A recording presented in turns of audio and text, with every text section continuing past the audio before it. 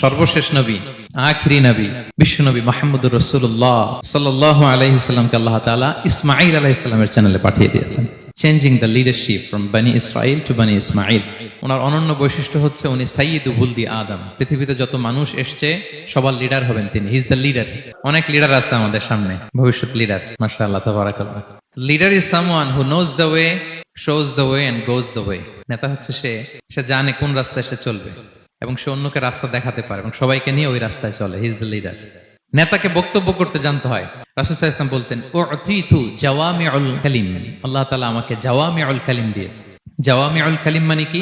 তিনি বলতেন কম, এটার অর্থ বেশি। কথা বলতেন এক দুই শব্দের, কিন্তু এটার যে দোতনা, এটার যে আবেদন, এটা মানুষের হৃদয়ে অনেক বড়, অনেক বেশি। সুবহানাল্লাহ। উতিতু জাওয়ামিউল কালিম, এটা বিষ্ণু সাল্লাল্লাহু আলাইহি ওয়াসাল্লামের একটা ইউনিকনেস। আর কাউকে আল্লাহ এটা দেননি। যা বলতেন concise in wording but comprehensive in meaning, very precise and clear. বিষ্ণু সাল্লাল্লাহু আলাইহি ওয়াসাল্লাম বলেন, খুতাবুকুম তাওয়িলা ওয়া সালাওয়াতুকুম কাসীরা। কিয়ামতের আগে তোমাদের বক্তব্য লম্বা হয়ে যাবে, নামাজ খাটো হয়ে যাবে। আসসালামু আলাইকুম ওয়া রাহমাতুল্লাহি ওয়া বারাকাতুহু। নাহমাদুহু ওয়া নুসাল্লি আলা রাসূলিহিল কারীম। আম্মা বা'দু ফাআউযু বিল্লাহি মিনাশ শাইতানির রাজীম। বিসমিল্লাহির রহমানির রহিম। ربنا وابعث فيهم رسولا منهم يتلو عليهم آياتك ويعلمهم الكتاب والحكمة ويزكيهم إنك أنت العزيز الحكيم. صدق الله العظيم. رب اشرح لي صدري ويسر لي أمري واحلل عقدة من لساني يفقهوا قولي. এনটিভি দর্শক ফোরাম মালয়েশিয়ার আয়োজনে মালয়েশিয়ার রাজধানী কুয়ালালামপুরের আমপাং এলাকায় অবস্থিত হোটেল ইন্টারকন্টিনেন্টালের কনফারেন্স রুমে আজকের এই সিরাত সন্ধ্যা 2024-এ যারা আপনারা উপস্থিত হয়েছেন, আপনাদের সবাইকে জানাচ্ছি আন্তরিক শুভেচ্ছা এবং মোবারকবাদ। আহলান ওয়া সাহলান ওয়া মারহাবান বিকুম ফি হাযাল লিকা আত-তাইয়্যিব আল মুবারাক। আমরা শুরুতেই আল্লাহ রাব্বুল ইজ্জত জালালের দরবারে শুকরিয়া জ্ঞাপন করছি যে আল্লাহ তাআলা আমাদেরকে সর্বকালের সর্বশ্রেষ্ঠ মানব বিশ্বনবী মুহাম্মদুর রাসূলুল্লাহ সাল্লাল্লাহু আলাইহি ওয়াসাল্লামের উম্মত হিসেবে কবুল করেছেন। আমরা পড়ি আলহামদুলিল্লাহ। অসংখ্য লাখো কোটি অযুত লক্ষ নিযুত কোটি দুরুদ এবং সালাম বিষ্ণু ঈসা ইসলামের প্রতি, যিনি আজীবন আমাদেরকে to the right sense of direction, সঠিক পথের দিশা, আলোর দিশা দেখাবার জন্য চেষ্টা করে গিয়েছেন। আল্লাহুম্মা সাল্লি ওয়া সাল্লিম ওয়া বারিক আলাইহি। আমি শুরুতেই সবাইকে আবারও ফরমালি থ্যাঙ্কস জানাই, ধন্যবাদ জানাই যে আপনারা অনেক ব্যস্ত মানুষ। আর রবিবারে এটা একটা বিজনেস আওয়ার, বিজনেস টাইম মালয়েশিয়াতে। আর অনেককেই তো চিনি, আমি তো প্রায় এক যুগ এখানে, সবাইকে চিনি।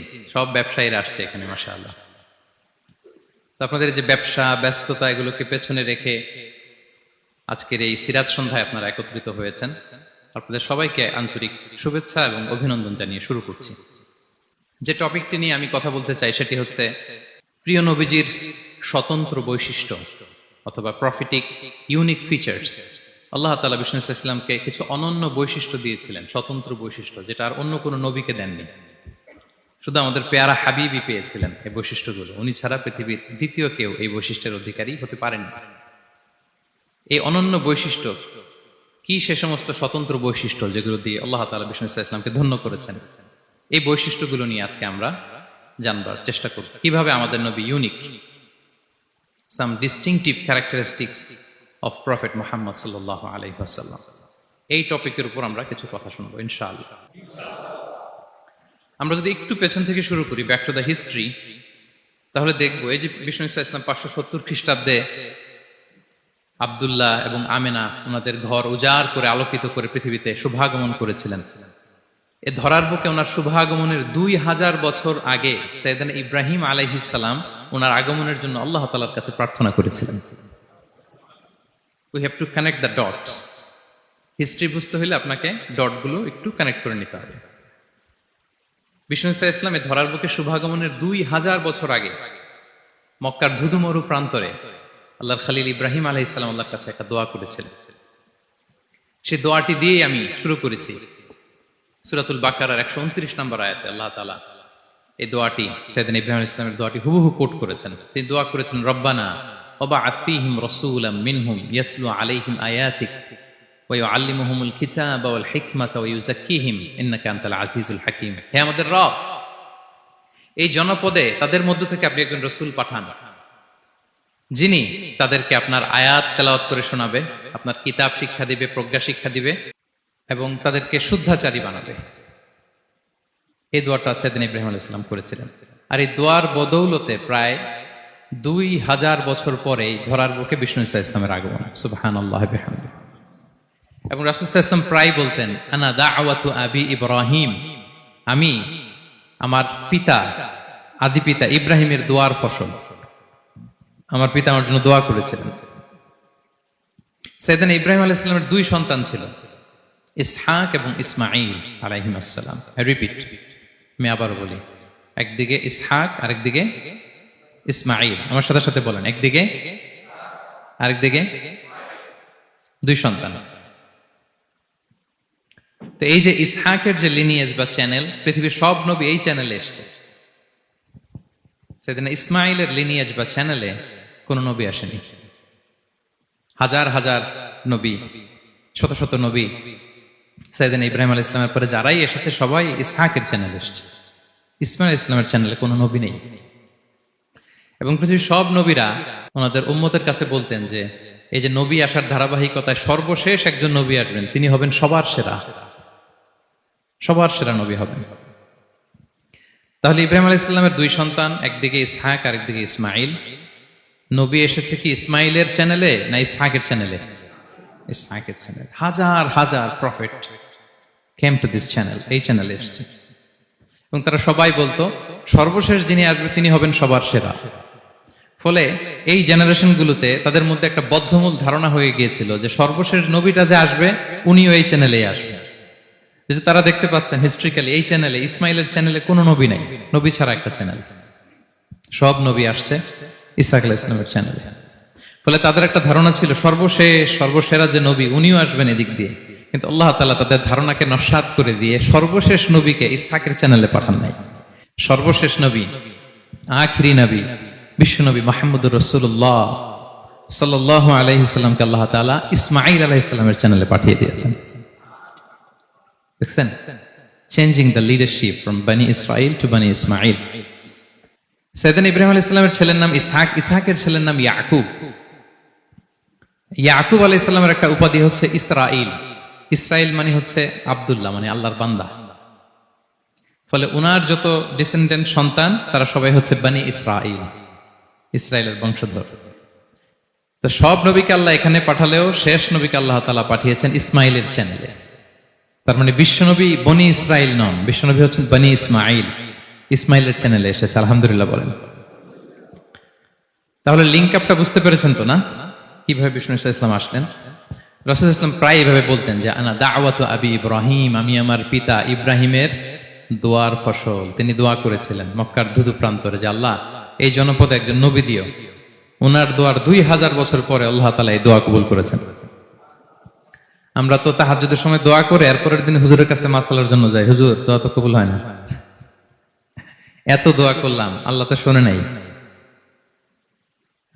1 মাস দোয়া করে অস্থির হয়ে যায়। এরপর অনেকে বলে হুজুর কাবার গিলাফটা ধরে দোয়া করেছে, কই কিছু তো পাইলাম না।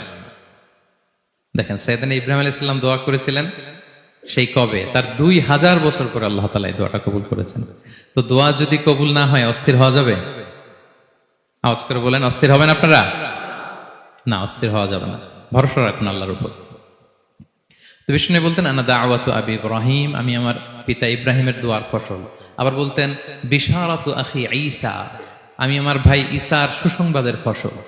মানে রাসূল সাল্লাল্লাহু আলাইহি ওয়াসাল্লামের ইমিডিয়েট আগের যে নবী ঈসা আলাইহিস সালাম, উনি এসেই বলে দিয়েছিলেন যে ইয়াতি মিন বাদি ইসমুহু আহমদ, আমার পরে এক নবী আসবে তার নাম হবে আহমদ।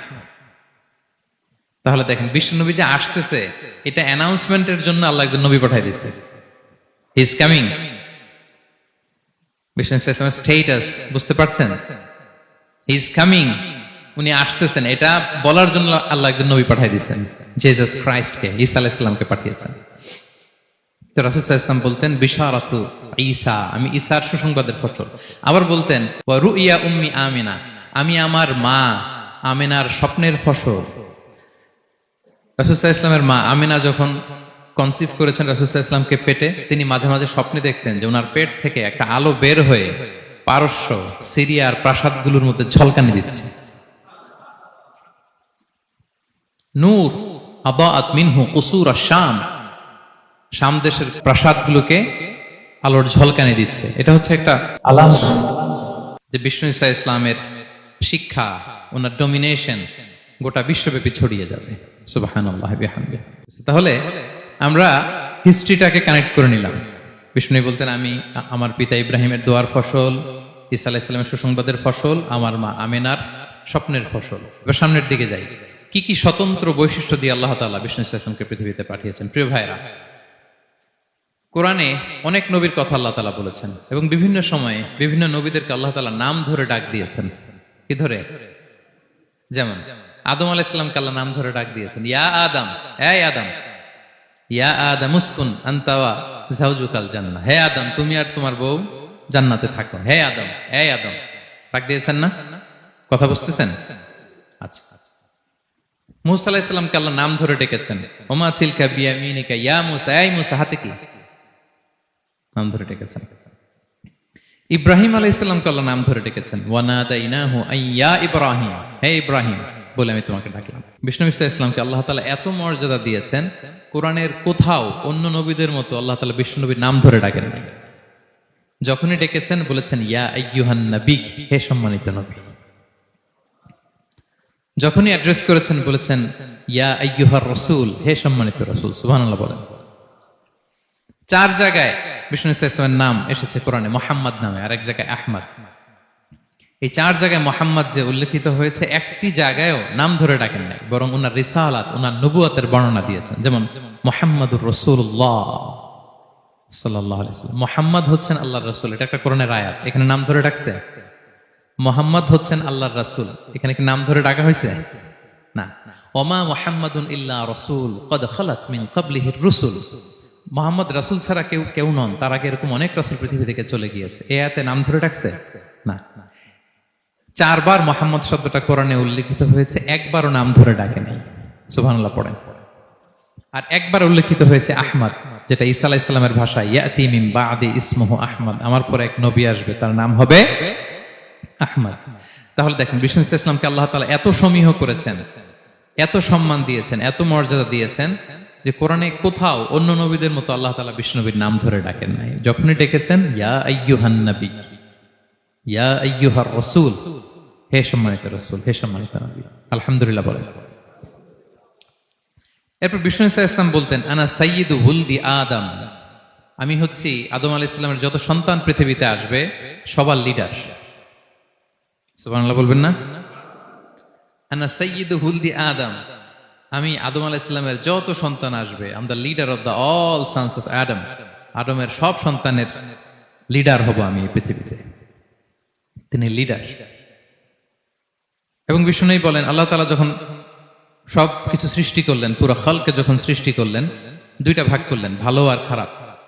আমি মুহাম্মদ সাল্লাল্লাহু আলাইহি ওয়াসাল্লামকে আল্লাহ তাআলা ভালোর মধ্যে ঢুকায় দিলেন। এই ভালো মানুষগুলোর মধ্যে থেকে আল্লাহ অনেকগুলো গোত্র নির্বাচিত করলেন, আমাকে সবচেয়ে শ্রেষ্ঠ গোত্রে ঢুকায় দিলেন। এই গোত্রগুলোর মধ্যে অনেকগুলো বাড়ি আছে, সবচেয়ে শ্রেষ্ঠ বাড়িতে আল্লাহ তাআলা আমাকে ঢুকায় দিলেন। সুবহানাল্লাহ বিহামদিহি। আরেক বর্ণনায় এসেছে যে আল্লাহ তাআলা ইসমাঈল আলাইহিস সালামের বংশধরদের মধ্য থেকে কেনানাকে সিলেক্ট করেছেন। কেনানার মধ্য থেকে আল্লাহ কুরাইশকে সিলেক্ট করেছেন। কুরাইশের মধ্য থেকে আল্লাহ তাআলা বনু হাশিমকে সিলেক্ট করেছেন। বিষ্ণু ইসলাম কিন্তু হাশিমি খানদানের। কুরাইশের মধ্য থেকে তিনি বনু হাশিমকে সিলেক্ট করেছেন, আর বনু হাশিমের মধ্য থেকে আল্লাহ তাআলা আমাকে সিলেক্ট করেছেন। সুবহানাল্লাহ বিহামদিহি। এবং তিনি বলতেন, ওয়া আনা হামিলু লিওয়াইল হামদি ইয়াউমাল কিয়ামাতি ওয়া তাহতাহু আদম, কিয়ামতের দিন আমি প্রশংসার পতাকা নিয়ে দাঁড়িয়ে থাকবো কিয়ামতের ময়দানে, আর ওই পতাকার নিচে স্বয়ং আদম আলাইহিস সালাম থাকবে। ওনার হাতে থাকবে প্রশংসার পতাকা। প্রিয় ভাই, তাহলে 1 নম্বর পেয়ে গেলাম, ওনার অনন্য বৈশিষ্ট্য হচ্ছে উনি সাইয়্যিদু ওয়ালদি আদম। পৃথিবীতে যত মানুষ এসছে সবার লিডার হবেন তিনি। He is the leader. তিনি কি? সবাই বলুন, তিনি কি? আচ্ছা, লিডারের কাজ কি বলেন তো? অনেক লিডার আছে আমাদের সামনে, ভবিষ্যৎ লিডার। মাশাআল্লাহ, তাবারাকাল্লাহ। Leader is someone who knows the way, shows the way and goes the way. নেতা হচ্ছে সে সে জানে কোন রাস্তায় সে চলবে এবং সে অন্যকে রাস্তা দেখাতে পারে এবং সবাইকে নিয়ে ওই রাস্তায় চলে। হি ইজ দ্য লিডার। আচ্ছা, লিডার যদি কথা বলতে না পারে, এটা লিডার? এ নেতা? এটা কি? সে লিডার হতে পারবে না। নেতাকে বক্তব্য করতে জানতে হয়, স্পষ্ট ভাষায় কথা বলতে জানতে হয়, ঠিক কিনা বলেন? আমরা যদি দেখি যে রাসূল সাল্লাল্লাহু আলাইহি ওয়াসাল্লামের এই কোয়ালিটি ছিল কিনা, বক্তব্য দেওয়ার পারঙ্গমতা ছিল কিনা ওনার। রাসূল সাল্লাল্লাহু আলাইহি ওয়াসাল্লাম বলতেন, উতিতু জাওয়ামিউল কালিম, আল্লাহ তাআলা আমাকে জাওয়ামিউল কালিম দিয়েছে। জাওয়ামিউল কালিম মানে কি? তিনি বলতেন কম, এটার অর্থ বেশি। কথা বলতেন এক দুই শব্দের, কিন্তু এটার যে দোতনা, এটার যে আবেদন, এটা মানুষের হৃদয়ে অনেক বড়, অনেক বেশি। সুবহানাল্লাহ। সে ১৫০০ বছর আগে বলে গিয়েছেন, আজও আমরা শুনে অবাক হই, ঠিক কিনা বলেন? উতিতু জাওয়ামিউল কালিম, এটা বিষ্ণু সাল্লাল্লাহু আলাইহি ওয়াসাল্লামের একটা ইউনিকনেস, আর কাউকে আল্লাহ এটা দেননি। অল্প বলতেন, মানুষের হৃদয়ে টাচ করে ফেলতেন। সুবহানাল্লাহ। তিনি ছিলেন সর্বমর্ম বাচনভঙ্গির অধিকারী। যা বলতেন concise in wording but comprehensive in meaning. শব্দে এটা ছোট, কম, কিন্তু ভেরি কম্প্রিহেন্সিভ। বোঝায়, ব্যাখ্যা, এক্সপ্লেনেশন এটার অনেক বেশি। Very precise and clear. যা বলতেন প্রিসাইজ এন্ড ক্লিয়ার। কতটা প্রিসাইজ এন্ড ক্লিয়ার? আম্মাজান আয়েশা বলেন, ওনার স্ত্রী কি বলেন আমাদের আম্মাজান শোনেন। তিনি বলতেন, লাউ আদ্দাহু লাআদ্দু লা আহসাহু। বিষ্ণু সাল্লাল্লাহু আলাইহি ওয়াসাল্লাম এত প্রিসাইজ এন্ড ক্লিয়ার বক্তব্য দিতেন, কেউ যদি গুনতে চাইতো, দেখি কয়টা বাক্য বলছে, গোনা যেত। কেউ যদি গুনতে চাইতেন এখানে কয়টা শব্দ ছিল, তাও গোনা যেত। ওনার বক্তব্যে কয়টা বাক্য, কয়টা শব্দ, এটা গোনা যেত, কারণ ছোট বক্তব্য দিতেন। আমরা তো লম্বা চড়া বক্তব্য না দিলে হয় না। অল্পতে শেষ করলে বলে, হুজুর কি বললেন, ওয়াজ তো করলেন না। অল্পতে শেষ করলে বলে, মন ভরে নাই, আরেকটু বলেন। হ্যাঁ, বিষ্ণু সাল্লাল্লাহু আলাইহি ওয়াসাল্লাম বলেন, কিয়ামতের আলামত হচ্ছে খুতাবুকুম তাওয়িলা ওয়া সালাওয়াতুকুম কাসীরা। কিয়ামতের আগে তোমাদের বক্তব্য লম্বা হয়ে যাবে, নামাজ খাটো হয়ে যাবে। হ্যাঁ, নামাজ খাটো, বক্তব্য লম্বা না। বক্তব্য হইতে হবে ভেরি প্রিসাইজ এন্ড ক্লিয়ার। তাহলে আম্মাজান আয়েশা বলেন, এত সুন্দর প্রিসাইজ এন্ড ক্লিয়ার বক্তব্য দিতেন, গুনতে চাইলে গুনাহ যেত। কি কি বলেছেন? সুবহানাল্লাহ বলি সবাই। আবার তিনি বলতেন, ইয়াতাকাল্লামু বিকালামিন বাইয়িন ফাসল। খুব সুস্পষ্ট কথা বলতেন বিষ্ণু সাল্লাল্লাহু আলাইহি ওয়াসাল্লাম। ইয়াতাহাফফাযুহু মান জালাসা ইলাইহি, এত স্পষ্ট আশেপাশে যারা শুনতো সহজেই মুখস্থ করে ফেলতে পারত। এই যে সাহাবারা এত হাদিস বর্ণনা করেছে কিভাবে? কারণ ভেরি প্রিসাইজ এন্ড ক্লিয়ার, শুনলেই মুখস্থ হয়ে যায়। আমরা নবীর এত হাদিস বলতে পারি কিভাবে? Very precise and clear. কারো কথা তো মনে থাকে না, ওনার কথা মনে থাকে কি করে? ভেরি প্রিসাইজ এন্ড ক্লিয়ার, শুনলেই মনে রাখা যায়। আবার গুরুত্বপূর্ণ কথা 3 বার বলতেন। কয়বার? 3 বার। একবার তিনি বলতেছেন, আত-তাকওয়া হা হুনা, হা হুনা, হা হুনা। তাকওয়া আছে এখানে, এখানে, এখানে। আমরা তো তাকওয়া বানায় ফেলছি এখানে, তাকওয়া বানায় ফেলছি জুব্বার ভিতরে, এই টুপির ভিতরে, তসবির ভিতরে বানায় ফেলছি তাকওয়া, তাই না? কিন্তু বিষ্ণু সাল্লাল্লাহু আলাইহি ওয়াসাল্লাম কি বলেছেন দেখেন, তিনি বলেন, আত-তাকওয়া হা হুনা। তাকওয়া থাকে কোথায়? হৃদয়ে। ওয়া ইউশিরু ইলা সাদরিহি সালাসা মাররাত। 3 বার ইঙ্গিত করেছেন। হ্যাঁ, দাড়ি, টুপি, জুব্বা, তাসবিহ অনেক গুরুত্বপূর্ণ অনুষঙ্গ ইসলামের, কিন্তু আসল তাকওয়া থাকে কোথায়? হৃদয়। তাহলে এটা গুরুত্বপূর্ণ কথা, 3 বার ইঙ্গিত করেছেন। কয়বার? তাহলে এটা হচ্ছে বিষ্ণু সাল্লাল্লাহু আলাইহি ওয়াসাল্লামের একটা ইউনিকনেস। কথা বলতেন কম, এটার দোতনা, এটার আবেদন মানুষের হৃদয়ে ছাপিয়ে যেত। উতিতু জাওয়ামিউল কালিম। বিষ্ণু বলেন, আল্লাহ তাআলা আমাকে জাওয়ামিউল কালিম দিয়েছে, আমি বলি কম, কিন্তু এটার মিনিং অনেক স্ট্রং। বিষ্ণু সাল্লাল্লাহু আলাইহি ওয়াসাল্লাম আবার বলেছেন যে, নুসিরতু বির-রু'বি মাসিরাতা শাহর। আল্লাহ তাআলা আমাকে ভয় দিয়ে সাহায্য করেছেন। কি দিয়ে? ভয় দিয়ে। রাসূল সাল্লাল্লাহু আলাইহি ওয়াসাল্লাম যেখানে থাকতেন, তার ডানে বায়ে সামনে পেছনে 1 মাসের ডিস্টেন্সের ভেতরে যদি কোনো শত্রু থাকতো রাসূলের, রাসূল সাল্লাল্লাহু আলাইহি ওয়াসাল্লামের ভয়ে ওর অন্তরে ধুকধুকানি শুরু হয়ে যেত, ত্রাসের কম্পন শুরু হয়ে যেত। 1 মাস রাসূল সাল্লাল্লাহু আলাইহি ওয়াসাল্লাম এখানে পৌঁছতে লাগবে কয় মাস? এত দূরে থাকতো, নবী সাল্লাল্লাহু আলাইহি ওয়াসাল্লামের কোনো শত্রু যদি থাকতো ডানে বায়ে, রাসূল সাল্লাল্লাহু আলাইহি ওয়াসাল্লামের ভয়ে তাদের হৃদয়ে ত্রাসের কম্পন শুরু হতো। সুবহানাল্লাহ বলেন। বিষ্ণু সাল্লাল্লাহু আলাইহি ওয়াসাল্লামের ইউনিকনেস, এটা আল্লাহ কাউকে দেন। ওনার আরেকটা ইউনিকনেস হচ্ছে উনি খাতামুন নবিয়্যিন, সর্বশেষ নবী। আওয়াজ করে বলেন, বিশ্ব নবীর পরে আর কোন নবী আসবে? মা কানা মুহাম্মাদুন আবা আহাদিম মির রিজালিকুম ওয়ালাকিন রাসূলুল্লাহি ওয়া খাতামান নবিয়্যিন। He is the last messenger. ওনাকে ছাড়া নবুয়তি পূর্ণতা পায় না। সব নবীকে দিয়ে যদি ধরেন প্রত্যেকটা নবীকে আমরা একটা মুক্তোর দানার সাথে তুলনা করি, মুক্তোর দানা, এটা দিয়ে একটা মালা বানানো হবে, সেক্ষেত্রে বিষ্ণু ঈসা ইসলাম হচ্ছেন সর্বশেষ মুক্তোর দানা, যেটা না লাগালে মালাটাই হয় না। প্রত্যেক নবী যদি একটা মুক্তোর দানা হয়, এটা দিয়ে যদি একটা মালা গাঁথি আমরা, সর্বশেষ মুক্তোর দানাটা হচ্ছে বিষ্ণু ঈসা ইসলাম। এটা ছাড়া মালা পূর্ণতা পায় না। ওনার মাধ্যমে the door of prophecy is closed. আর কোন নবী আসবেন না। তিনি বলতেন লা নবিয়্যা বা'দি ওয়ালা রাসূল, আমার পরে কোনো নবীও নাই, কোনো রাসূলও নাই, তবে লাউ কানা বা'দি নবিয়্যুন লাকানা উমর, আমার পরে নবী হওয়ার যোগ্যতা যদি কারো থাকে, আমার উমরের সেই যোগ্যতা আছে। এখন যদি কেউ দাবি করে আমি নবী, কি করবেন? সহিহ মুসলিমের বর্ণনায় খুব চমৎকার একটা উপমা বিষ্ণু ঈসা ইসলাম দিয়েছেন। সেটা বলেছেন, আমার আর আমার আগের নবীদের দৃষ্টান্ত হচ্ছে এরকম একটা প্রাসাদের ন্যায়। খুব চমৎকার একটা লোক একটা প্রাসাদ বানিয়েছে, এত চমৎকার, চোখ ধাঁধানো, আই ক্যাচিং। যেই এই প্রাসাদটা দেখে সবাই অবাক হয়, এত সুন্দর প্রাসাদ। এই প্রাসাদে খুঁত ধরার মতো কিছু নাই একটা জায়গা ছাড়া, সেটা হচ্ছে প্রাসাদের কোনো একটা দেয়ালে গাঁথুনিতে একটা ইট দেয়া হয় না, সামহাউ মিসিং, একটা ইটের টুকরা মিসিং। ফলে বাইরে থেকে ঠান্ডা বাতাস ঢুকে একটু অসুন্দর লাগে। তো সবাই প্রাসাদটা ভিজিট করে বলে এত সুন্দর প্রাসাদ, কোনো ভুল হয় না, শুধু একটা জায়গায় ছাড়া, এই একটা ইট পড়ে না এখানে, এটা দিলে পুরো প্রাসাদটা পূর্ণ হয়ে যেত। তো ইটকে আরবিতে বলে লাবিনা। বিষ্ণু ঈসা ইসলাম বলেন ফাআনাল লাবিনা, আমি হচ্ছি সেই নবুয়তির প্রাসাদের ইট, আমাকে না দিয়ে নবুয়তের প্রাসাদই পূর্ণতা পায় না। ফাআনাল লাবিনা, ওইখানে আমাকে সেট করে দিলেই নবুয়তের প্রাসাদ পূর্ণতা পেয়ে যায়। আল্লাহু আকবার বলেন। তিনি সবার জন্য নবী হয়ে এসেছেন, সবার জন্য। অন্য কোন নবীর ক্ষেত্রে এটা প্রযোজ্য না। আদম আলাইহিস সালাম সবার জন্য নবী হয়ে আসছেন, সবাই বলুন। ইব্রাহিম আলাইহিস সালাম সবার নবী, মুসা আলাইহিস সালাম সবার নবী না। বিষ্ণু ঈসা ইসলাম তিনি সবার নবী। আল্লাহ তাআলা বলেন ওয়ামা আরসালনাকা ইল্লা কাফাতান লিন-নাসি বাশীরা ওয়া নাযীরা, নবী হে, গোটা মানব মণ্ডলীর জন্য আমি আপনাকে রাসূল করে প্রেরণ করেছি। আপনি জান্নাতের সুসংবাদ দিবেন, জাহান্নাম থেকে ভীতি প্রদর্শন করবেন। তাহলে মেসেঞ্জার ফর এন্টায়ার ম্যানকাইন্ড। ওনার নবুয়তির কোনো বাউন্ডারি নাই, আছে? আওয়াজ করে বলুন, আছে? বনি ইসরায়েলের অনেক নবীর এমন ছিল, এদিকে এক নবী, উনি আবার অন্য জায়গায় দাওয়াত দিতে পারবেন, উনি এখানেই দিবে। আবার পাশের আরেক লোকেশনে আল্লাহ আরেক নবী পাঠাইছেন, ওনার কাজ ওইখানে। তাইলে এই নবীর এক বাউন্ডারি, ওই নবীর। কোরআনে এই কথা এসেছে, যেমন ইব্রাহিম আলাইহিসসালাম, লূত আলাইহিসসালাম চাচা ভাতিজা, সমসাময়িক নবী। ইব্রাহিম ইসলামের একটা জায়গা ছিল দাওয়াত দেওয়ার, আর পাশে জর্ডানে লূত আলাইহিসসালামের একটা দাওয়াতি এরিয়া ছিল। তার মানে এক একজনের লোকেশন বা বাউন্ডারি আলাদা। বিষ্ণু ঈসা ইসলামের তো এরকম বাউন্ডারি আছে না?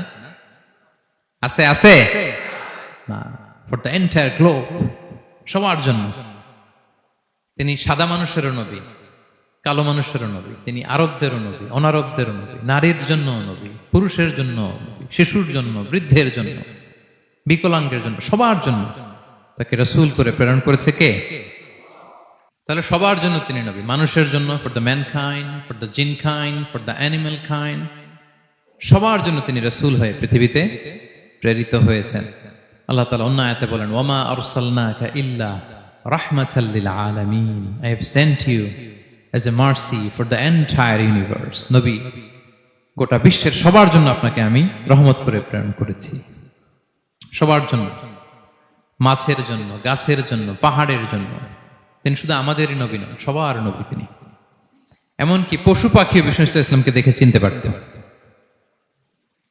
একবার এক আনসারী সাহাবীর খেজুর বাগানে বিষ্ণু ঈসা ইসলাম ঢুকলেন। এক উট এসে কাঁদতে লাগলো বিষ্ণু ঈসা ইসলামের কাছে। বিষ্ণু নবী আদর করে দিলেন।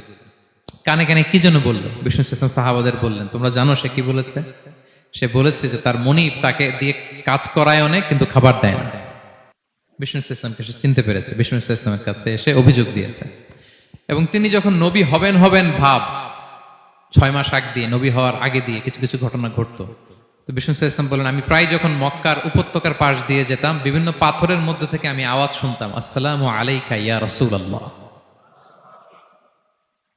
মদিনায় অবস্থানরত অবস্থায় বিষ্ণু ঈসা ইসলাম বলেছেন যে এখন যদি আবার মক্কায় যেতে পারতাম, তোমাদেরকে পাথরটা দেখাতে পারতাম।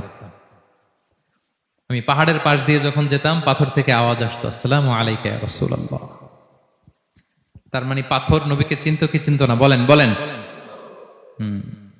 তাহলে প্রাণী চিনেছে নবীকে, পাথর চিনেছে, গাছ গাছ নবীকে চিনত। মসজিদে নববীতে খেজুরের গাছ দিয়ে পিলার করা হতো। বিষ্ণু ইসলাম একটা খেজুর গাছের মরা খেজুর গাছের পিলারের মধ্যে হেলান দিয়ে তিনি খুতবা দিতেন। বিষ্ণুনবীর বড় কষ্ট হতো। তো এক সাহাবী বলেন, ইয়া রাসূলুল্লাহ, আমার একজন কাঠ মিস্ত্রি পরিচিত আছে, আপনি বললে আপনাকে একটা মেম্বার বানায় দিব। কি বানায় দিব? মেম্বার চিনেন তো না? কি করে, জুমার খুতবা দেয় না বসে? তো সাহাবী বলে, ইয়া রাসূলুল্লাহ, আমার এক কাঠ মিস্ত্রি আছে, আমি একটা মেম্বার বানায় দিব আপনাকে, আরাম হবে, বসে বসে খুতবা দিবেন। বিষ্ণু ইসলাম বলেন, ঠিক আছে, নিয়ে আসো। কিছুদিন পরে ওটা নিয়ে আসা হলো, ফলে লোকেশন চেঞ্জ হলো। আগে একটা মরা খেজুর গাছের পিলারের মধ্যে হেলান দিয়ে কথা বলতেন, এবার ওই যে মেম্বার সেট করা হয়েছে ওই পাশে, ওখানে বসে বসে এখন তিনি নাসিহাত করেন। তো একদিন আলোচনা করার সময় হঠাৎ সাহাবারা কান্নার আওয়াজ শুনতে পেল। কিসের আওয়াজ? সহিহ বুখারীর বর্ণনা, কান্নার আওয়াজ শুনতে পেলেন। তাও 10 মাস গর্ভধারিণী উটের কান্নার আওয়াজের মতো। সাহাবারা ভয় পেয়ে গেলেন, কই কোনো উট তো না, এটা তো মসজিদ, মসজিদের ভিতরে কান্নার আওয়াজ। বিষ্ণু ইসলাম বুঝতে পারলেন। তিনি মিম্বার থেকে নেমে যে ওই যে আগে যেই মরা খেজুর গাছের পিলারের মধ্যে হেলান দিয়ে ওয়াজ করতেন, ওই পিলারটারে আদর করতে আরম্ভ করলেন। বিষ্ণু ইসলাম হাত দিয়ে যখন আদর করলেন, ফাসাকানাত, তার কান্না বন্ধ হয়ে গেল। তখন বিষ্ণু ইসলাম বললেন যে, তোমরা বুঝতে পারোনি এটা কিসের আওয়াজ? এটা হচ্ছে ওই মরা খেজুর গাছের আওয়াজ। আমার বিরহে, আমাকে যে পায় না, তার গায়ে আমার পিঠ মোবারক লাগিয়ে আমি ওয়াজ করতাম, আমার বিরহে মরা খেজুর গাছ থেকে কান্নার শব্দ এসেছে। আজ ওই জায়গাটা চিহ্নিত করা আছে। এটাকে বলে মসজিদে নববীতে আল উস্তুয়ানাতুল হান্নান। হান্নান মানে কাঁদে এমন পিলার। সুবহানাল্লাহ বিহামদিহি।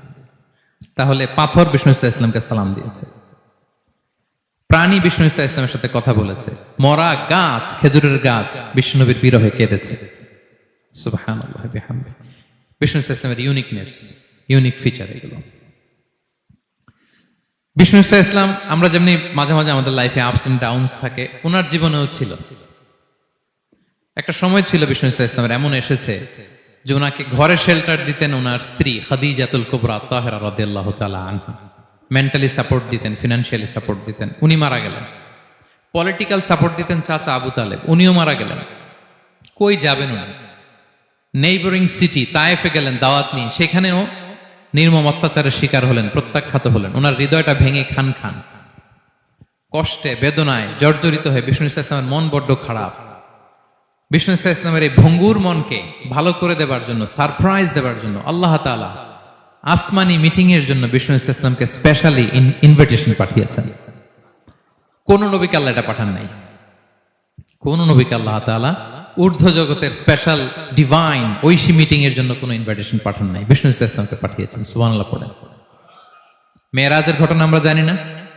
আল্লাহ তাআলা সূরাতুল ইসরাতে বলেন, সুবহানাল্লাযী আসরা বিআবদিহি লাইলাম মিনাল মাসজিদিল হারামি ইলাল মাসজিদিল আকসা। মসজিদুল হারাম থেকে আল্লাহ তাআলা বিষ্ণু ইসলামকে মসজিদুল আকসাতে নিয়ে গিয়েছেন। এই ইসরা মেরাজ 2 পার্ট। প্রথমে এটা শুরু হয়েছে মক্কা থেকে, মসজিদুল হারাম থেকে মসজিদুল আকসা পর্যন্ত। মসজিদুল আকসায় উনি একটা স্টেশন দিয়েছেন, তারপর ওখান থেকে ঊর্ধ্ব জগতের কাহিনী শুরু হয়েছে। আল্লাহ তাআলার স্পেশাল কিছু নিদর্শন দেখানোর জন্য, বিষ্ণু ইসলামকে সান্ত্বনা দেবার জন্য, ওনার মন ভালো করে দেওয়ার জন্য আসমানে ইনভিটেশন পাঠিয়েছেন। আল্লাহু আকবার। কোন নবীকে আল্লাহ তাআলা এই মর্তবা দেন নাই, বিষ্ণু ইসলামকে দিয়েছেন। ইউনিক ফিচার, কেউ পাননি এটা। এবং এই যে বললাম, তিনি মক্কা থেকে প্যালেস্টাইনে একটা স্টেশন দিয়েছেন, মসজিদুল আকসায় স্টেশন দিয়েছিলেন। তো তিনি বললেন, আমি যখন মসজিদুল আকসায় ঢুকলাম, দেখি সব নবীরা আমার জন্য অপেক্ষা করতেছে। সকল নবীর, আমার আগে যত নবীরা এসেছিল সব নবীর অপেক্ষা করতেছে। ফাহানাতিস সালাহ, নামাজের ওয়াক্ত হলো। ফাআমামতুহুম, এই সব নবীদেরকে নিয়ে আমি নামাজের ইমামতি করেছি। সব নবীদেরকে নিয়ে বিষ্ণু ইসলাম মসজিদুল আকসা ইমামতি করেছেন। এই সুযোগ আর অন্য কোন নবী পেয়েছে কি? আওয়াজ করে বলেন, পেয়েছে? ইউনিক ফিচার বিষ্ণু ইসলামের। মেরাজে গিয়েছেন, ইউনিক ফিচার। সবাইকে নিয়ে ইমামতি করেছেন, ইউনিক ফিচার। বিষ্ণু ইসলামের আরেকটা ইউনিক ফিচার হচ্ছে, উনি ঘুমালে ওনার অজু ভাঙতো না। অজু অবস্থায় ঘুমাইলে আবার যদি নামাজ পড়তে চাই, পড়া যাবে? কি করতে হবে? অজু করতে হবে। কিন্তু বিষ্ণু ইসলাম ঘুমালে অজু ভাঙতো না। বিষ্ণু ইসলাম বলতেন, ইন্না আইনাইয়া তানামান ওয়ালা ইয়ানামু কলবি, আমার চোখ ঘুমায় কিন্তু আমার অন্তর ঘুমায় না। সর্বাবস্থায়, জাগ্রত অবস্থায়, ঘুমন্ত অবস্থায় বিষ্ণু ইসলামের হৃদয় আল্লাহর জিকিরে ব্যস্ত থাকতো। ইবনে আব্বাস রাদিয়াল্লাহু তাআলা আনহু তিনি বর্ণনা করেন, তিনি বলেন, আমি একবার আমার খালার বাড়িতে রাতে ঘুমাতে গিয়েছিলাম। ছোট মানুষ তখন ইবনে আব্বাস, রাসূল সাল্লাল্লাহু আলাইহি ওয়াসাল্লাম ওনার খালু, আবার রাসূল সাল্লাল্লাহু আলাইহি ওয়াসাল্লাম কাজিন, চাচাতো ভাই, অনেক সম্পর্ক, বয়সে ছোট। বললেন যে রাতে আমার খালা মাইমুনা, রাসূল সাল্লাল্লাহু আলাইহি ওয়াসাল্লামের একজন স্ত্রী, আমাদের আম্মাজান মাইমুনা বিনতুল হারিসের বাড়িতে আমি ঘুমাতে গেলাম। তো আমি ফলো করতাম নবী কি করতেন। তো দেখলাম মাঝরাতে তিনি উঠলেন, উঠে তাহাজ্জুদের নামাজ পড়লেন। কি বললেন? তাহাজ্জুদ পড়লেন। পরে বিষ্ণু সাল্লাল্লাহু আলাইহি ওয়াসাল্লাম একটু ঘুমালেন। এমন ঘুম, হাত্তা সামি'তু গতীতাহ, ঘুমালে গভীর ঘুমের কারণে শ্বাস প্রশ্বাসের একটা মৃদু শব্দ হয় না বাতাসের। দেখেন কত চমৎকার পর্যবেক্ষণ করতেন তিনি। ইবনে আব্বাস বলেন, হাত্তা সামি'তু গতীতা সাউতি, তার ঘুমের কারণে শ্বাস প্রশ্বাসের যে আওয়াজ, শ্বাস আসতেছে বের হচ্ছে, এটাও আমি কানে শুনতে পেলাম। মানে ভারী ঘুম, তার মানে কি ভারী ঘুম। তারপর দেখলাম বেলাল ফজরের আজান দিল, বিষ্ণু সাল্লাল্লাহু আলাইহি ওয়াসাল্লাম ঘুম থেকে উঠে আবার নতুন করে ওযু না করে যে ফজরের নামাজ পড়লেন। কেন? কারণ উনি আমাদের মতো ঘুমালে ওযু ভাঙতো না। Uniqueness, unique feature of prophet Muhammad সাল্লাল্লাহু আলাইহি ওয়াসাল্লাম, উনি ঘুমালে ওযু ভাঙতো না। বিষ্ণু সাল্লাল্লাহু আলাইহি ওয়াসাল্লামের আরেকটা ইউনিক ফিচার হচ্ছে, তিনি যখন নামাজে দাঁড়াতেন তিনি সামনে যেমনি দেখতে পেতেন পিছনেও তেমনি দেখতে পেতেন। সুবহানাল্লাহ। আপনি দেখেন পিছনে? হ্যাঁ, আচ্ছা, গাড়িতে বসলে অবশ্য যে ক্যামেরা লাগায় দেখা যায় এখন, না? রাসূল সাল্লাল্লাহু আলাইহি ওয়াসাল্লাম সামনে কেবলায় যেরকম দেখতেন পেছনেও দেখতেন। তো তিনি সাহাবাদেরকে প্রায় বলতেন, এই কাতার সোজা করো, কারণ ইন্নী লা আরাকুম ওয়ারাআ যাহরি, আমি সামনে যেমনি দেখি পেছনেও কিন্তু দেখি। তিনি পিছনেও দেখতেন। আরেক বর্ণনা এসেছে, ইন্নী ইমামুকুম, খবরদার আমি তোমাদের ইমাম, ফালা তাসবিকুনি বিররুকুই ওয়ালা বিসসুজুদ, আমার আগে কেউ রুকু সিজদা করো না। ইমামের আগে রুকু করলে নামাজ হবে? ইমাম সিজদায় যায়নি, আপনি আগে চলে গেছেন, তা আপনি ইমাম হয়ে গেছেন, হবে? নামাজ হবে? রাসূল সাল্লাল্লাহু আলাইহি ওয়াসাল্লাম বলেন, খবরদার আমার আগে রুকু সিজদা করো না, খবরদার করো না, আমি কিন্তু দেখি। ফা ইন্নী আরাকুম মিন আমামি ওয়া মিন খালফি, সামনে যেমনি দেখি পেছনেও দেখি। সুবহানাল্লাহ। এটা ওনার একটা ইউনিকনেস, আল্লাহ তাআলা স্পেশালি বিষ্ণু সাল্লাল্লাহু আলাইহি ওয়াসাল্লামকে এটা দিয়েছেন। এবার বিষ্ণু সাল্লাল্লাহু আলাইহি ওয়াসাল্লামের আরেকটা ফিচার বলি। বিষ্ণু সাল্লাল্লাহু আলাইহি ওয়াসাল্লামের পিঠ মোবারকে দুই কাঁধের মাঝখানে মাহরুন নবুওয়া, দ্য সিল অফ প্রফেসি ছিল, নবুয়তির সিল লাগানো ছিল। আল্লাহু আকবার। এটাকে বলে মাহরুন নবুওয়া, দ্য সিল অফ প্রফেসি, তিনি যে নবী এটার সিল ছিল। তাওরাত এবং ইনজিলে এই কথাটা এসছে যে শেষ নবীকে চিনার একটা মাধ্যম হচ্ছে ওনার পিঠে দুই কাঁধের মাঝখানে দ্য সিল অফ প্রফেসি পাওয়া যাবে, নবুয়তির চিহ্ন। আল্লাহু আকবার। এটা অনেক সাহাবারা দেখেছেন এই চিহ্নটা। এটার সাইজ কতটুকু? কান্নাহু বাইদাতু হামাম, কবুতরের ডিমের যে সাইজ ওই সাইজ। কবুতরের ডিম যেরকম ছোট হয় ওই সাইজের। আচ্ছা, অন্য হাদিসে এসেছে কাজিররিল হাজালা, এরকম ছোট্ট ডিমের সাইজের। অনেক সাহাবারা এটা দেখেছেন। সালমান আল ফারিসি রাদিয়াল্লাহু তাআলা আনহু, উনি মুসলিমই হয়েছেন এই দৃশ্য দেখে। সালমান আল ফারিসি রাদিয়াল্লাহু আনহু উনি আরব মানুষ ছিলেন না, নন আরব ছিলেন, পার্সিয়ান, ফার্সিতে কথা বলতেন, মানে ইরান থেকে এসেছিলেন। ইরান। উনি প্রথমে অগ্নি উপাসক ছিলেন। কি ছিলেন? অর্থাৎ ওই যে জরাথুষ্ট যারা আগুন দেখলে এরা পূজা করে, আগুনের পূজা যারা করে, জরস্ট্রেনিয়ান, এই ধর্মে বিশ্বাসী ছিলেন। আগুনের পূজা করতেন ইরানে। তিনিও আগুনের পূজা করে, তার বাবাও আগুনের পূজা করে। তো একদিন বাবা একটা কাজে পাঠিয়েছে, ওই কাজ করতে যেয়ে সে খ্রিস্টানদের গির্জা ক্রস করতেছিল। ছোট মানুষ গির্জা ক্রস করতে যেয়ে দেখে খ্রিস্টানরা কেমন যেন আলাদা ইবাদত করে, নামাজ পড়ে। এটা দেখে খুব ভালো লাগছে, তার খুব ভালো লাগছে। বাড়িতে এসে বাবারে বলে, বাবা আমি দেখলাম যে খ্রিস্টানরা তাদের চার্চে গির্জায় নামাজ পড়ে, এটা তো অনেক সুন্দর, আমরা যে আগুনের সামনে যা করি এটার চেয়ে ওইটা সুন্দর। বাবা বলে, খাইছে, ছেলে তো আমার শেষ হয়ে যাবে। তো বলতেছে, না না বাবা, আমরা যে আগুনের উপাসনা করি এটাই ভালো। উনি বলেন, না, আমি অনেক চিন্তা করেছি, ওরা যেভাবে গডের কাছে চায় ওইটা শ্রেষ্ঠ। বাবার সাথে ছেলের, সালমানের অনেক তর্ক বিতর্ক। পরে বাবা ভাবলেন যদি ওকে না আটকাই তাহলে প্রভাবিত হয়ে সে খ্রিস্টান হয়ে যেতে পারে। তো ঝগড়া তর্ক বিতর্ক শেষে তার পিতা তাকে শেকলবন্দি করলো। কি করলো? পায়ে শেকল লাগায় রাখছে। কি কিন্তু ছেলে তো মনে মনে খ্রিস্ট ধর্মের প্রতি আকৃষ্ট হয়ে গেছে। তো ওই খ্রিস্টানরা তার সাথে লুকিয়ে যোগাযোগ করত। সালমান ওই খ্রিস্টানদেরকে বলল যে তোমাদের খ্রিস্টান ধর্মের উৎপত্তি কোথায়? বলে সিরিয়াতে। বলতেছে এখান থেকে কোনো কাফেলা সিরিয়া যাবে নাকি? বলতেছে হ্যাঁ, মিশনারি ওয়ার্কে একটা কাফেলা আসছে, যাবে। বলতেছে যেদিন যাবে আমাকে বলবে। তো যেদিন যাবে তাকে এসে বলা হয়েছে তার বাবা নাই, সে শিকল ভেঙে শিকল সহ ওই কাফেলার সাথে যে জড়িত হয়েছে। দেখেন বিশ্বাস আদর্শ মানুষকে কিভাবে উজ্জীবিত করে। উনি চলে গেলেন সিরিয়াতে। সিরিয়াতে যে এক পাদ্রির হাতে বায়াত হলেন, কিন্তু এই পাদ্রিটা ছিল ভণ্ড। সে খ্রিস্টানদের দান সৎকা নিয়ে গরিবদের না দিয়ে নিজেই খেয়ে ফেলতো। তো বেচারা পড়লো বিপদে যে হায় রে, এত সুন্দর ধর্ম রে কারাপ্টেড করতেছে সে। পরে এই পাদ্রি যখন মারা গেল, সালমান সে আরেক পাদ্রির কাছে গেল। আরেক পাদ্রির কাছে গেল। ওই পাদ্রি আবার অনেক ভালো, খুবই ইবাদত করে। তো ওই পাদ্রি কিছুদিন থাকার পরে ওই পাদ্রিও মারা গেল। ওই মারা যাওয়ার আগে সে জিজ্ঞেস করতেছিল যে পাদ্রি, এই বর্তমান পৃথিবীতে সবচেয়ে ভালো খ্রিস্টান পাদ্রি কে? বলতেছে আর কেউ নাই। যদি ভালো খ্রিস্টান পাদ্রি তোমাকে পেতে হয়, জানতে হয়, তোমাকে ইরাকের মোসেল শহরে যেতে হবে। এবার মোসেলে যে সে আরেক খ্রিস্টান পাদ্রির কাছে থাকলো। কিছুদিন পরে ওই পাদ্রিও মারা গেল। তো মৃত্যুর আগে তাকে জিজ্ঞেস করছিল যে পাদ্রি আপনি বলেন তো, আপনার পরে শ্রেষ্ঠ পাদ্রি কে আছে পৃথিবীতে? সে বলতেছে আমার পরে শ্রেষ্ঠ কোনো পাদ্রি আর পৃথিবীতে নাই, খ্রিস্টান ধর্ম শেষ হয়ে গিয়েছে, নাই। তবে জেনে রেখো, শেষ জামানার নবী আসার সময় ঘনিয়ে এসছে। তিনি যে এলাকায় আসবে, এলাকাটা চারদিকে পাহাড় বেষ্টিত থাকবে, চারদিকে থাকবে পাহাড়, খেজুরের বাগান, মরুদ্যান। তাকে চেনার আলামত আছে। কি আছে? আলামত আছে। এক নম্বর আলামত হচ্ছে ওই শেষ নবীকে দানের খাবার দিলে তিনি খায় না, কিন্তু উপহার দিলে সে নেয়, খায়। আর তার পিঠে দুই কাঁধের মাঝখানে একটা নবুয়তির মোহর আছে। সুবহানাল্লাহ। যদি পারো তার কাছে যে বায়াত হো। সালমান আল ফারিসি পাগল হয়ে গেছে ওনার সন্ধান পাওয়ার জন্য।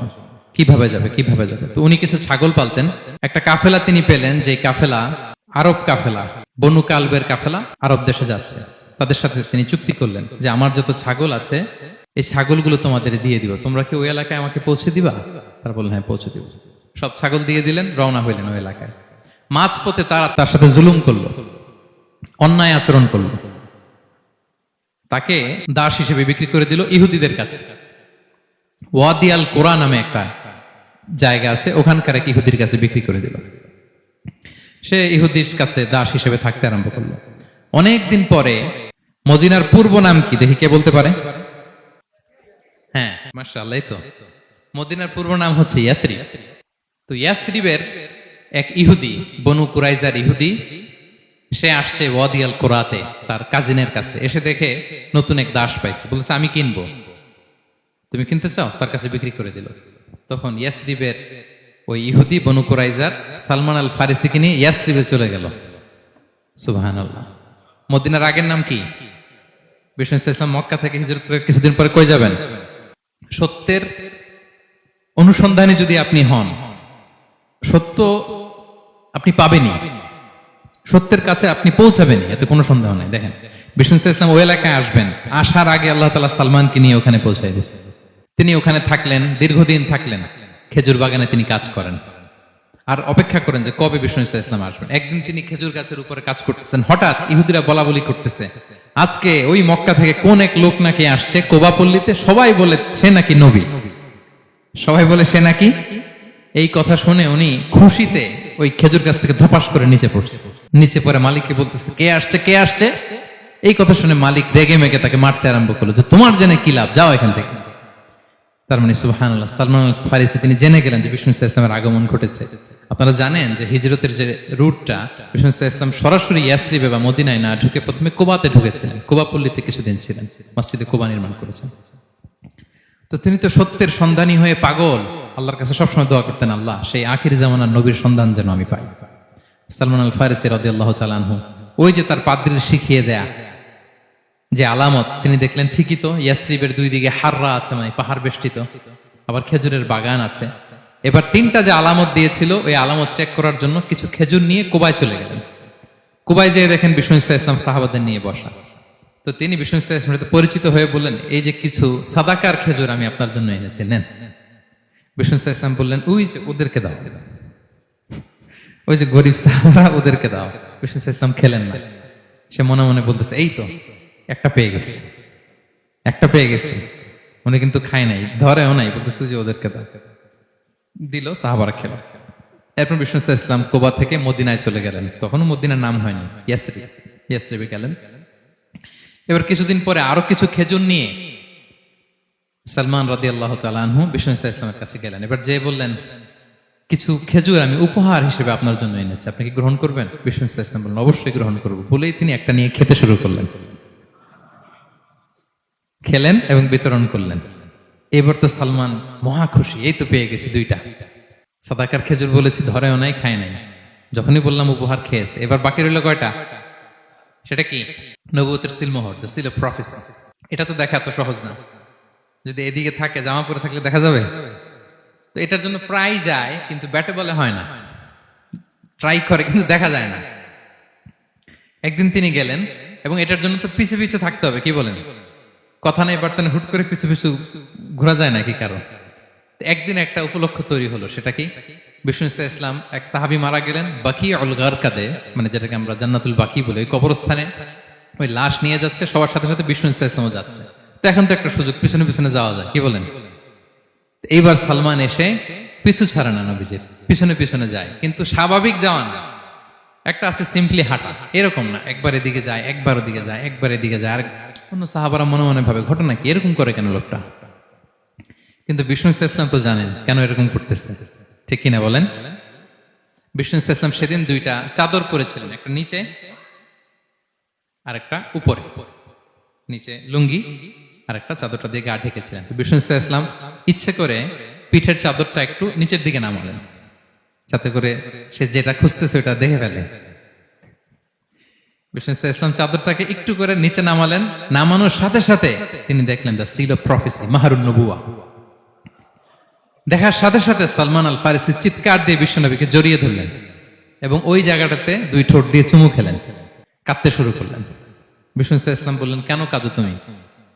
এতক্ষণ আমি আপনাদেরকে যা শোনালাম, সালমান পুরো ঘটনাটা বিষ্ণু ইসলামের কাছে বর্ণনা করলেন।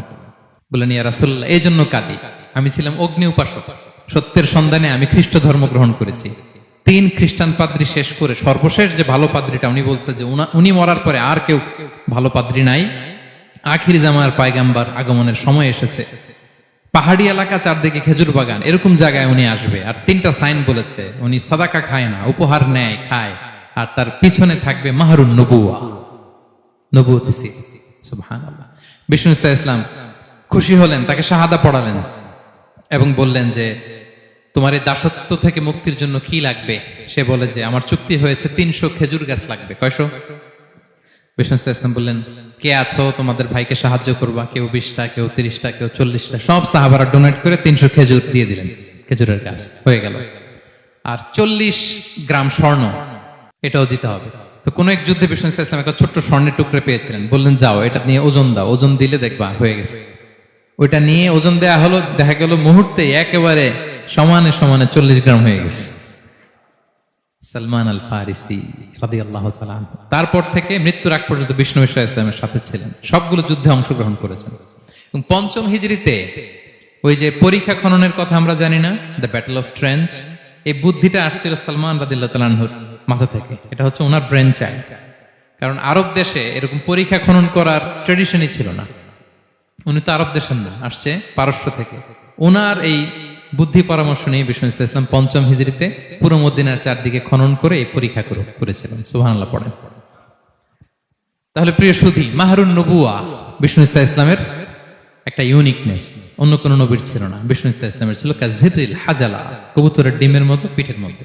বিষ্ণু ইসলাম ইন্তেকালের আগে ওনাকে অপশন দেয়া হয়েছে, নবী আপনি চাইলে থেকে যেতে পারেন আজীবন, আর চাইলে আমার কাছেও চলে আসতে পারেন। You have option. বিষ্ণু ইসলাম তার রবের সাথে সাক্ষাৎকে চুজ করেছেন এবং ইন্তেকালের আগে তিনি পড়েছিলেন, আল্লাহুম্মা গফিরলি ওয়ারহামনি ওয়ালহিকনি বির রফিকিল আ'লা। আল্লাহ আপনি আমাকে ক্ষমা করুন, আল্লাহ আপনি আমার প্রতি রহম করুন, আল্লাহ আমি আপনার সান্নিধ্যে যেতে চাই, পৃথিবীতে থাকতে চাই না। সুবহানাল্লাহ। অপশন দেয়া হয়েছে। আপনার অপশন দেয়া হবে? হ্যাঁ, চাইলে আজীবন থাকেন, আমরা অপশন পেলে তো বলতাম আল্লাহ যা হয়েছে এখানেই থাকতে চাই। কি বলেন? বিষ্ণু ইসলাম বলেছেন ইলা রফিকিল আ'লা, হে আল্লাহ আমি আপনার সান্নিধ্যে যেতে চাই।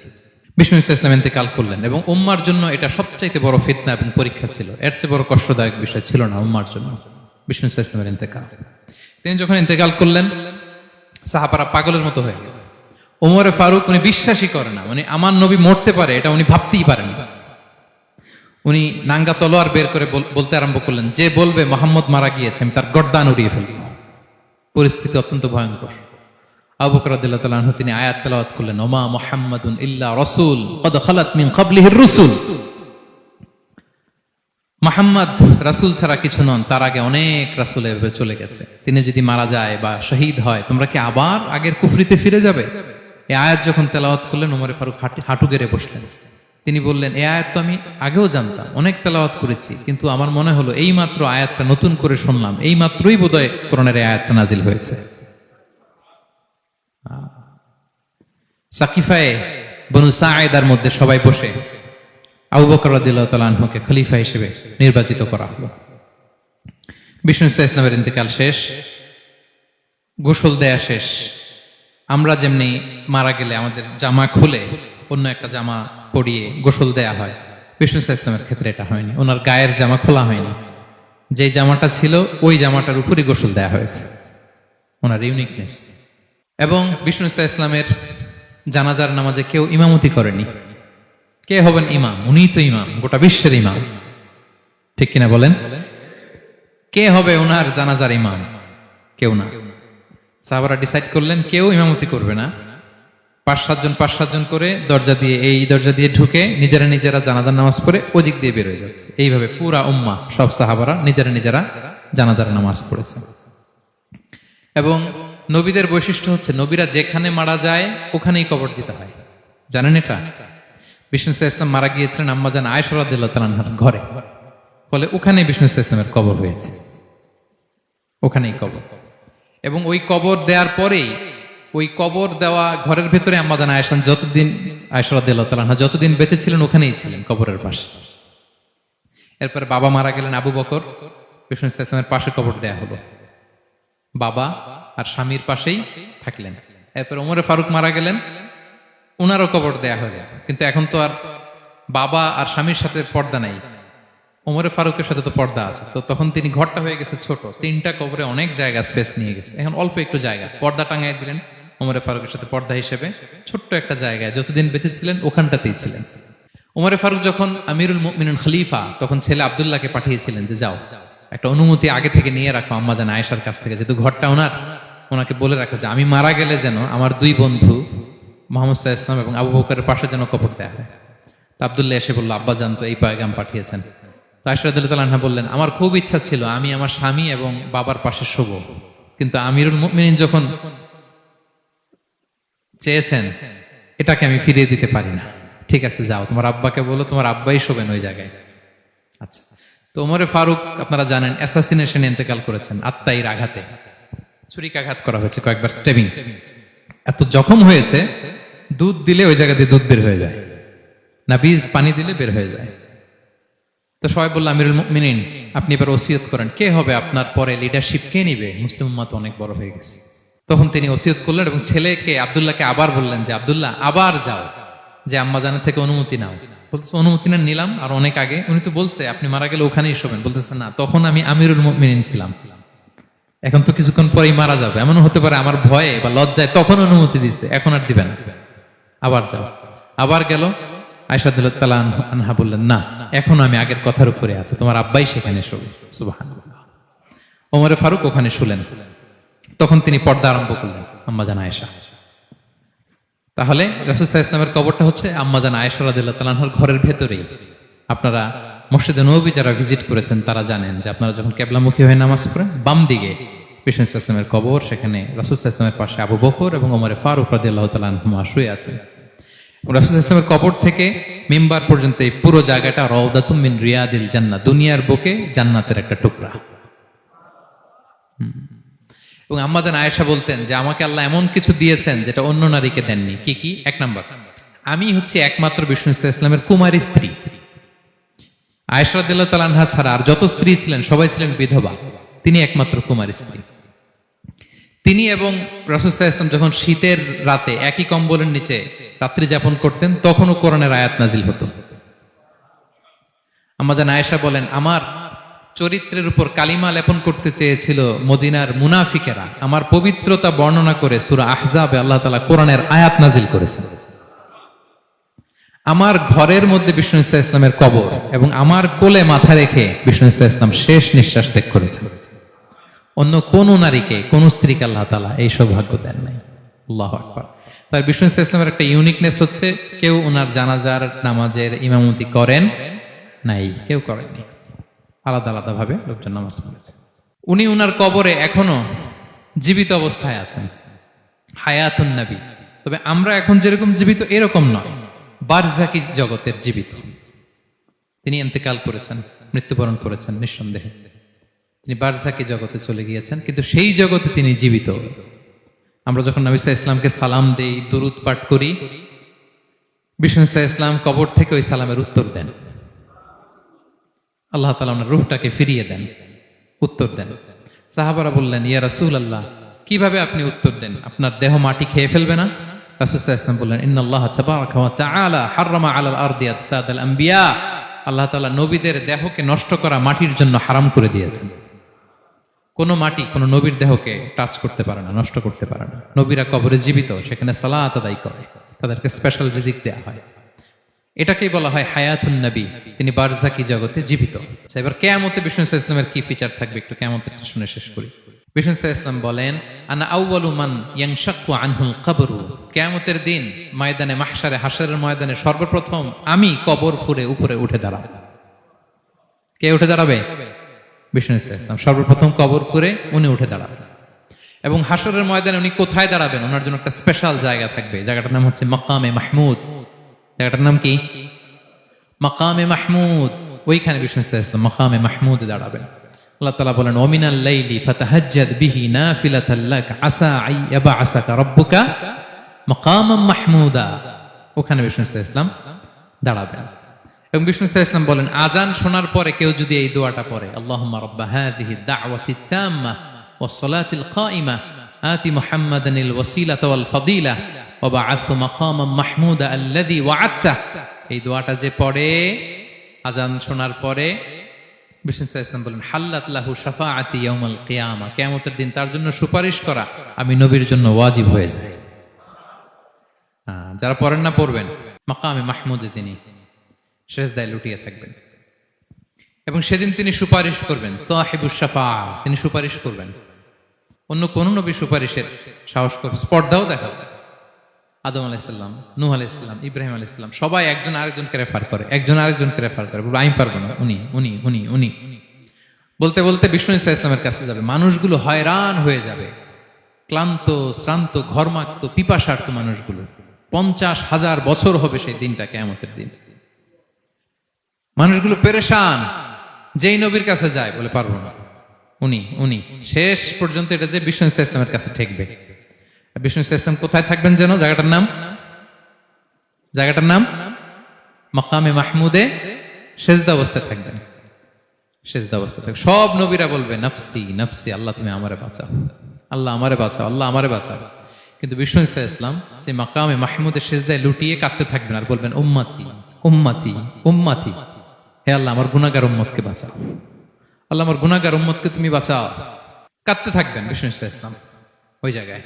তখন আল্লাহ তাআলা বলবেন, ইয়া মুহাম্মদ ইরফা রাসাক, হে মুহাম্মদ মাথা তোলো, কুল তুসমা, আজকে তুমি যা বলবে তাই শোনা হবে, সাল তু'তা, যা চাবে তাই দেয়া হবে, ওয়াশফা তুশাফা, যার জন্য সুপারিশ করা হবে, যার জন্য সুপারিশ তুমি করবে তার জন্য সুপারিশ কবুল করা হবে। বিষ্ণু ঈসা ইসলাম তখন সুপারিশ করবেন, শুরু করবেন, স্টার্টিং। তো বিষ্ণু ঈসা ইসলামের সুপারিশ আমরা চাই কি চাই না বলেন? আল্লাহ তাআলা আমাদেরকে বিষ্ণু ঈসা ইসলামের সুপারিশ লাভে ধন্য করুক, আমরা পড়ি আমিন। বিষ্ণু ঈসা ইসলাম স্টার্ট করবেন সুপারিশ করা এবং হাউজে কাউসারের পানি বিতরণ শুরু করবেন। হাউজে কাউসারের নাম শুনেছেন? ইন্না আ'তাইনা কাল কাউসার, হে নবী আমি আপনাকে কাউসার দিয়েছি। কাউসারের একটা ব্যাখ্যা হচ্ছে প্রভূত কল্যাণ, আর একটা ব্যাখ্যা হচ্ছে এই কিয়ামতের দিন হাউজে কাউসার দেওয়া হবে বিষ্ণু ঈসা ইসলামকে। এটা কত বড়? বিষ্ণু ইসলাম বলেন হাউদি মাসিরাতু শাহর, 1 মাসের দূরত্ব। এত বড় চৌবাচ্চা হবে হাউজে কাউসারের চৌবাচ্চাটা। বিষ্ণু ইসলাম বলেন এই মাথা থেকে ওই মাথায় পৌঁছতে 1 মাস লাগবে। কয় মাস? তার মানে সাইজে খুবই ছোট, তাই না? ছোট? আওয়াজ করে বলুন, ছোট না বড়? বিশাল বিশাল বিশাল। হাউজে কাউসারের পানিটা কেমন হবে? মা উহু আবিয়াদু মিনাল লাবান, দুধের চেয়েও সাদা, মধুর চেয়েও মিষ্টি, বরফের চেয়েও ঠান্ডা, আতিয়াবু মিনাল মিসকি, মিসকের চেয়েও সুগন্ধ সম্পন্ন। কিজানুহু কানুজুমিস সামা, আকাশের তারা যত বেশি, হাউজে কাউসারের যে পান পেয়ালা থাকবে আশেপাশে পেয়ালাগুলোর সংখ্যা আকাশের তারার চাইতেও বেশি। বিষ্ণু ইসলাম হাউজে কাউসারের পানি বিতরণ করবেন, সবাই বিশ্বাসী উম্মতেরা সেটা পান করবে। আর একবার যে পান করবে চিরকালের জন্য গলা থেকে তৃষ্ণা মিটে যাবে। সুবহানাল্লাহ। একদল এসে বলবে ইয়া রাসূলুল্লাহ আমাদেরকে দেন, আমাদেরকে দেন। তখন ফেরেশতারা বলবে ইয়া রাসূলুল্লাহ এদেরকে দিবেন না, কারণ ফা ইন্নাকা লা তাদরি মা আহদাসু বা'দাক, আপনি জানেন না তারা আপনার পরে আপনার দিনকে বিকৃত করেছে। কি করেছে? আপনি যে দিন ইসলাম রেখে গিয়েছেন ওইটা পালন না করে নিজের মন মতো অনেক কিছু ঢুকাইছে, লাফালাফি নাচানাচ, এরকম আছে না নাই? মন মতো বানাই নিছে।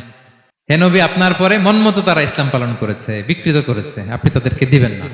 নবী সাল্লাল্লাহু আলাইহি ওয়াসাল্লাম দিতে যাবেন, যখন এটা শুনবেন বলবেন সুহকান সুহকান লিমান গায়্যারা বা'দি, দূর হও দূর হও, যারা আমার পরে আমার রেখে যাও দিন ইসলামকে বিকৃত করেছো তাদের জন্য হাউজে কাউসারের পানি নয়, দূর হও। ফিহি আবারিকুয যাহাবি ওয়াল ফিদ্দা, যে পান পেয়ালাগুলো এগুলো made of silver and gold, সোনা রূপা দিয়ে তৈরি। সুবহানাল্লাহ বলেন। সুবহানাল্লাহ। আমরা যেন বিষ্ণু ইসলামের হাত থেকে নেয়া সে হাউজে কাউসারের পানি খেয়ে সেদিন আমাদের তৃষ্ণা নিবারণ করতে পারি।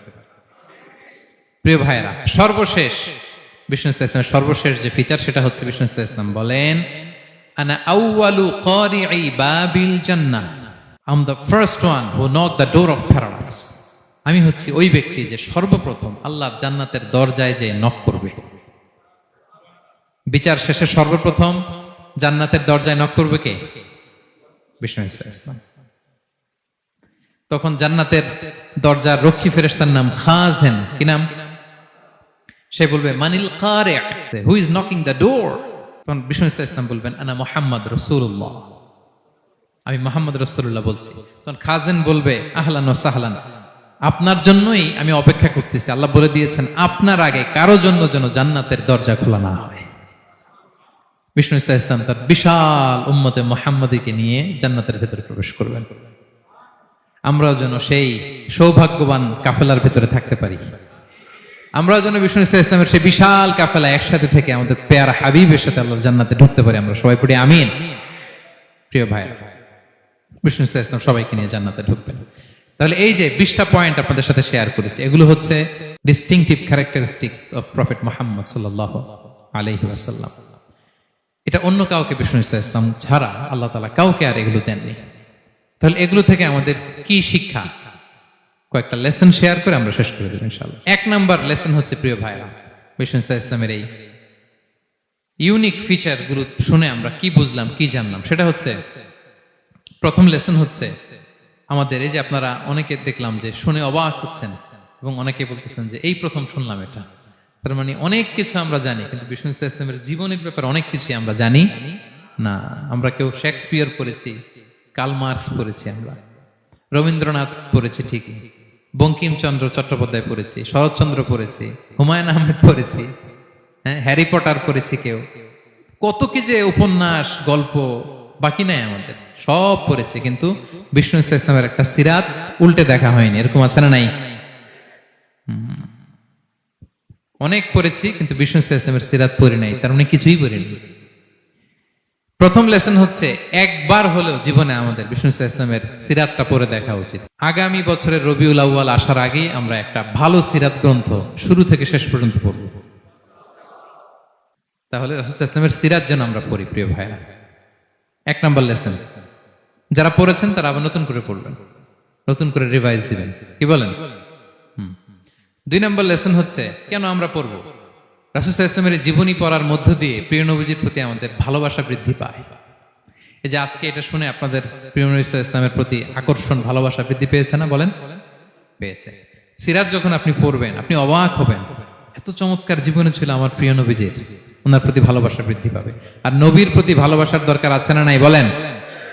হুব্বুহু আল ঈমান, নবীর প্রতি ভালোবাসা এটা ঈমানের অংশ বা অঙ্গ না, নবীরে ভালোবাসাই হচ্ছে ঈমান।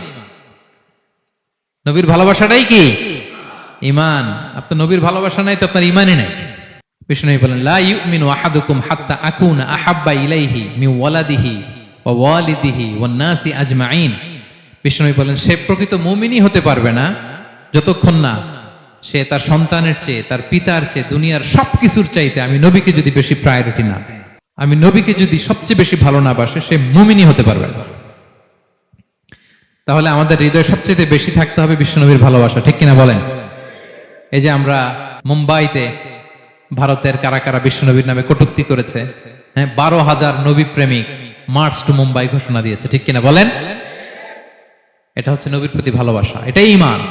বিষ্ণু সাল্লাল্লাহু যখন এই হাদিস বললেন যে সবচাইতে যদি আমাকে কেউ ভালো না বাসে সে মুমিন নয়, ওমরে ফারুক তো অবাক হয়ে গেলেন। উনি কিছুক্ষণ আগে বলতেছিলেন যে ইয়া রাসূলুল্লাহ, আমি আপনাকে সবচাইতে বেশি ভালোবাসি, তবে ইল্লা নাফসি, আমার নিজের আত্মাটারে আমি এর চেয়ে বেশি ভালোবাসি, সবচেয়ে বেশি ভালোবাসি আমার আত্মাটারে, এরপরে ভালোবাসি আপনাকে। রাসূল সাল্লাল্লাহু আলাইহি ওয়াসাল্লাম বললেন, লা ইয়া ওমর, তোমার ঈমান এখনো পূর্ণ হয়নি। ওমরে ফারুক অবাক হলেন, শকড।